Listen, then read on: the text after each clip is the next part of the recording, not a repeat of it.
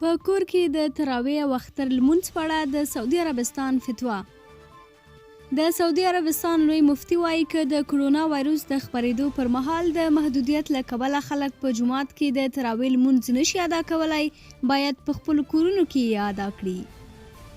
د سعودي عربستان یوې معتبرې ورځپاڼې د اپریل پر 18 نیټه دا خبره د مفتي شیخ عبدالعزیز له قوله خپره کړې ده. د راپور له مخې د یوې پوښتنې په ځواب کې چې آیا همدا فتوا د اختر د لمانځه لپاره هم ده، ویل شوي دا فتوا د اختر د لمانځه لپاره هم صدق کوي. د اسلامي تاریخ له مخې د روژې مبارکه میاشت راتلونکې اونۍ پیلیږي. سعودي عربستان د مارچ میاشتې په نیمایي کې د کورونو وایروس د خپرېدو د مخنیوي لپاره خلک په جوماتونو کې له لمانځه منع کړل. کعبه شریفه او مدینه منوره اوس مهال د عبادت لپاره تړل شوي دي.